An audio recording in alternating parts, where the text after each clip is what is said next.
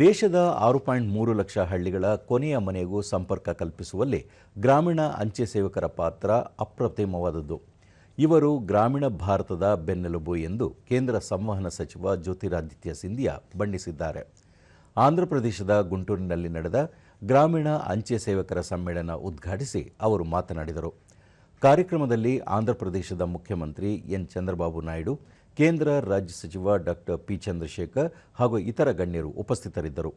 ಇದೇ ಸಂದರ್ಭದಲ್ಲಿ ಉತ್ತಮ ಸೇವೆ ಸಲ್ಲಿಸಿದ ಆಂಧ್ರಪ್ರದೇಶ ವೃತ್ತದ ಅಂಚೆ ಸೇವಕರನ್ನು ಸನ್ಮಾನಿಸಲಾಯಿತು.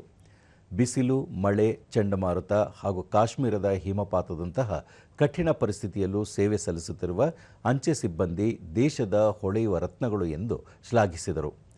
ದೇಶಾದ್ಯಂತ ಇರುವ 3 ಲಕ್ಷ ಸಿಬ್ಬಂದಿಯನ್ನು ಹಳ್ಳಿಯ ಜನರು ತಮ್ಮ ಕುಟುಂಬದ ಸದಸ್ಯರಂತೆ ನಂಬುತ್ತಾರೆ. ಭಾರತೀಯ ಅಂಚೆ ಇಂದು 38 ಕೋಟಿ ಖಾತೆಗಳನ್ನು ಹೊಂದಿದ್ದು 22 ಲಕ್ಷ ಕೋಟಿ ರೂಪಾಯಿ ನಿಧಿ ಸಂಗ್ರಹಿಸಿದೆ. ಇದಕ್ಕೆ ಅಂಚೆ ಸಿಬ್ಬಂದಿಯ ಶ್ರಮವೇ ಕಾರಣ.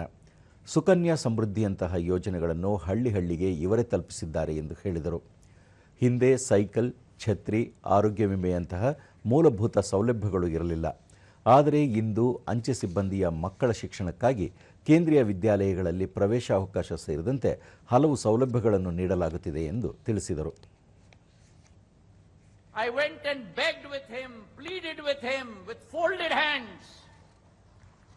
And I'm glad to say to you today, within 1 year we moved a parliamentary gazette notification, and from 2009 every child of my Grameen Dak Sevak today gets admission in Kendra Vidyalayas across the length and breadth of our country.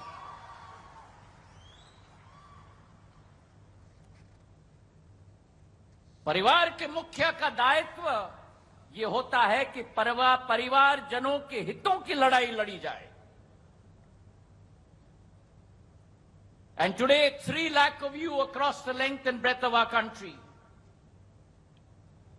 are not only the strength of our department, you are the strength of our nation, you are the strength of Bharat Mata.